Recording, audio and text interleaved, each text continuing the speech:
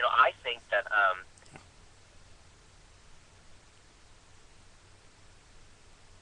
What?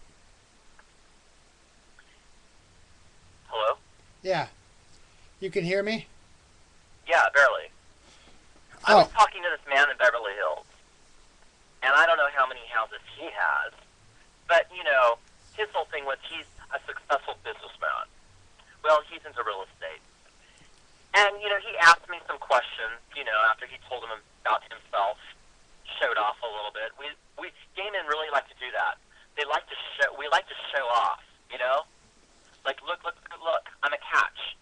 And then we catch the other guy, and then we dump him out, and we move to the next one because there's always something better around the other corner. And most of the problems I think that prevent gay men from committing it because of money. They're greedy as fuck. Gay men makes me sick. But this man asked me some questions, so I said blah blah blah blah blah. The sociology of masculinity needs to be addressed. Blah blah blah blah blah. I think gay men are experts on men. Gay, straight, bi, whatever. I think gay men specifically have participated in so much, allurement to men that I think gay men need to come forward and address what masculinity is, other than bodybuilding mm. and throwing bombs in the name of Jesus. And he agreed. And I said, and along my way, in my metamorphosis, I found a lot of trouble. And so he emailed me back. I agree with you. We can say about the sociology of masculinity has to be addressed. The masculine theorem, all this stuff, opposed to the feminist movement. I think men need to come forward and talk. They never have. Gay, straight, bi, whatever. And I think gay men could be part of that movement. And I think they could be an integral, portion of this serious history that's being made for the sociology of men, all men. And he says, but when you said you found a lot of trouble, does that mean you've had drugs in your past history? He says, because I don't tolerate that. And I won't talk to you if that's the case. And I emailed him back, and I said, listen, Mr. Rich in fucking Beverly Hills, did you know one of the main triggers to meth in the gay community is the sex? And I said, it's something that's on every corner in West Hollywood. Fuck you. I said, I don't appreciate being put in a corner when I'm not standing on a corner. And I said, I'm sober. I said, but how dare you say, I don't tolerate this? I said, and then he says, well,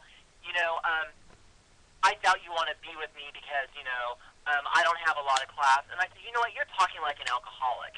And I said, faggot's a faggot, you don't have the right to prejudge me. The gay men are picky. They're fucking picky as fuck. And they're not getting anything done. No. And they won't until we You need. shut the fuck up. You probably. This is one way that they could do it is to decouple from society and create their own world. They've tried to do that, and it was surrounded by sex. Well, there's going to be a little bit of that, but if they want to eat, they're going to have to, figure out other things too. I mean, you can't. Like farming. Well, whatever you do, if you're a lawyer or whatever, which they're, basically intertwined with the regular society, which is fine too. You're going to run into the same kind of bullshit. A gay person's not on your side any more than a straight person, really. Exactly. They're as. In fact, it's probably going to be a little worse for you, just because if you go to I'd almost hazard to guess that 80% of the places you go. Hey, Tyler, can I call you back? Yeah. I got a call from my mom, and I got to answer that. Okay. Okay, I'll call you back.